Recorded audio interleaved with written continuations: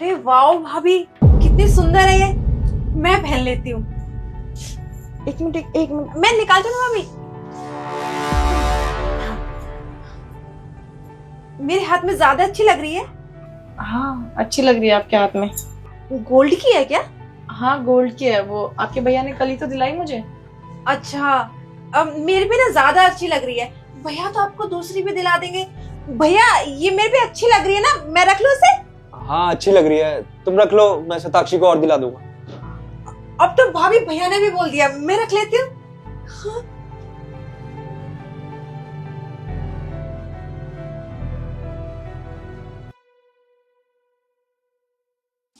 अरे रुक, तू कहाँ जा रही है? अरे भैया मैं आपका इंतजार करते करते ना थक गई, अब मैं जा रही हूँ घर को। अच्छा थोड़ी देर तो रुक जा, मैं अभी आया हूँ और तू अभी जा रही है।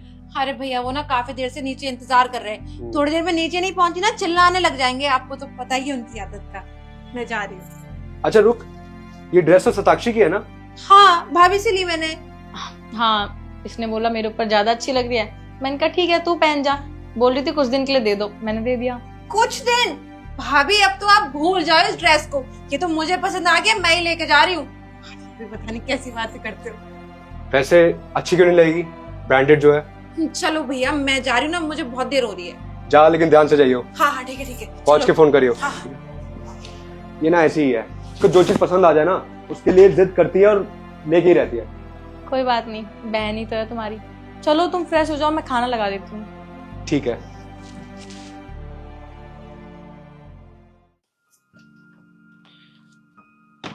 ये ले छोटी, जब तक तेरा भाई जिंदा है तेरे को टेंशन लेने की जरूरत नहीं है। थैंक यू सो मच भैया, आपको नहीं पता आपने मेरी कितनी बड़ी प्रॉब्लम सॉल्व कर दी। और आप चिंता बिल्कुल भी मत करना, मैं उनसे कह के ना आपके पैसे लौटा दूंगी जल्दी से। कोई बात नहीं, जब तेरे पास हो आराम से दे देना, ठीक है? कोई जल्दी नहीं है। और पैसों की जरूरत हो तो भी बता देना, ठीक है? आखिर अपने ही तो अपनों के काम आते हैं। हाँ भैया मैं चलती हूँ। हो गई पैसों की मदद, मैंने बोला था ना तेरे भैया तुझे निराश नहीं होने देंगे। हाँ भाभी, थैंक यू सो मच भाभी and thank you so much भैया, मैं चलती हूँ। अच्छा ठीक है, तू नीचे चल, मैं आता हूँ। ठीक है। कॉफी तो पी लेते। तुम रखो, वो वेट कर रही है, फिर मैं छोड़ के आता हूँ उसको। ठीक है।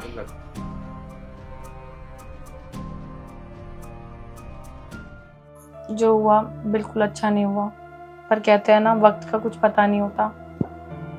जब से इनका ऑपरेशन हुआ है हालात बिगड़ते ही चले जा रहे हैं। डॉक्टर ने बोला है कि नेक बोन फ्रैक्चर हो गई है, ऑपरेशन करना पड़ेगा और ऑपरेशन में कम से कम 8 से 10 लाख का खर्चा आएगा।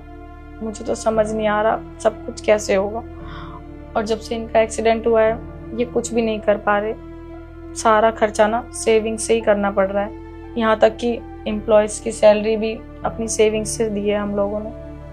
वैसे बुरे वक्त में अपने ही अपनों के काम आते हैं, इसलिए आप लोगों से शेयर कर रही हूँ। अगर हो सके तो मदद कर देना, बस ज़्यादा नहीं, 5 लाख की मदद हो जाएगी तो हमारी बहुत हेल्प हो जाएगी। ठीक है भाभी। मैं भाभी 5 लाख रुपए?